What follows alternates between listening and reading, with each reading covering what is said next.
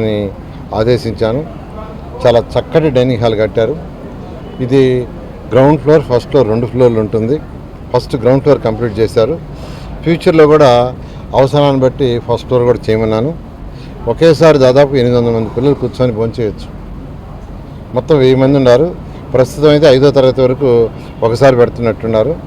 6th class నుంచి 10th class దాకా ఒకసారి ఏర్పాటు చేసుకుంటున్నారు. ఈరోజు ఆ డైనింగ్ హాల్ చూస్తే చాలా చాలా చాలా చక్కగా ఉంది. కార్పొరేట్ స్కూల్స్ డైనింగ్ హాల్ లేకుంటే చాలా చక్కగా తీర్చిదిద్దారు. దీన్ని ఎన్సీసీ గ్రూప్ వాళ్ళు తీర్చిదిద్దారు. ఆ ఎన్సీసీ గ్రూప్ వాళ్ళని నేను ప్రత్యేకంగా అభినందిస్తున్నాను.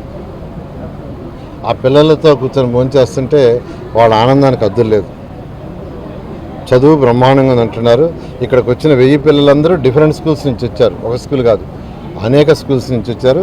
ఇక్కడ హెడ్ మాస్టర్ కావచ్చు, వాళ్ళ టీచర్లు కావచ్చు, వాళ్ళ పైన ఉన్న అధికారులు డిఓ కావచ్చు, ఎంఈ కావచ్చు, అందరూ దీన్ని పరిశీలి చేస్తున్నారు. మా పాప కూడా షర్ని కూడా రెగ్యులర్గా హెడ్ మాస్టర్తో వాళ్ళతో మాట్లాడి పరిశీలి చేస్తుంది. మధ్యాహ్న భోజనం నేను కూడా భోంచేశాను.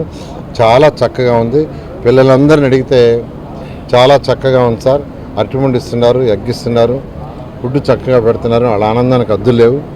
అక్కడక్కడ కొందరు బయట వాళ్ళు వైసీపీ నాయకులు మాట్లాడుతున్నారు. తిని చూడాలి, తిని చూస్తే తెలుస్తుంది.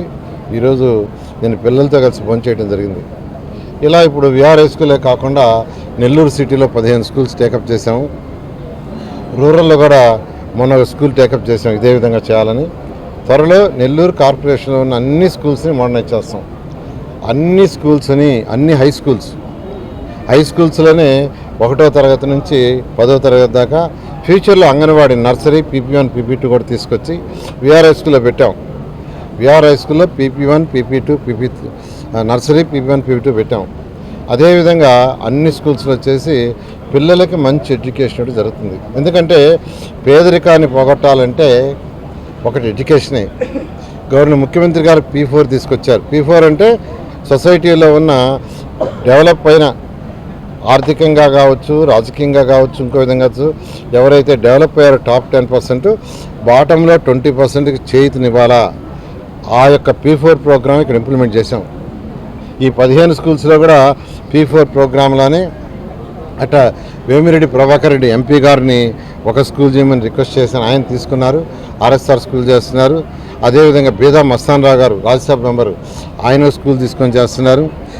అదేవిధంగా రెడ్డి ల్యాబ్స్ ప్రసాద్ రెడ్డి గారు ఆయన స్కూల్ తీసుకొని చేస్తున్నారు.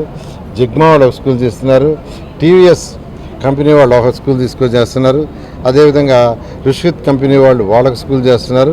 ఇట్లా అనేక మంది ఎవరైతే నాకు తెలిసిన వాళ్ళు ఉండారో, ఉన్నత స్థాయికి పోయి ఉండారో వాళ్ళందరినీ నేను అడగటం జరిగింది.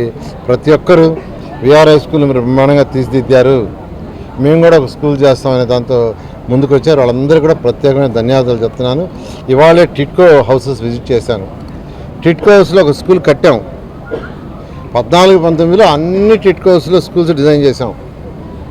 నెల్లూరులో అయితే కట్టాం, కానీ దాన్ని 5 సంవత్సరాలు వినియోగించాల, పక్కన పడేశారు. స్కూలు కడితే మా మీద కోపం ఉంటే పిల్లల మీద ఎందుకు కోపం? 5,000 మందికి ఇల్లు ఇస్తే, అంటే 5,000 హౌసెస్ ఇస్తే 20,000 మంది అక్కడ ఉంటారు. 20,000 మంది ఉన్నప్పుడు వాళ్ళ పిల్లలకు చదువు కావాలా? అయితే ఈరోజు విజిట్ చేశాను.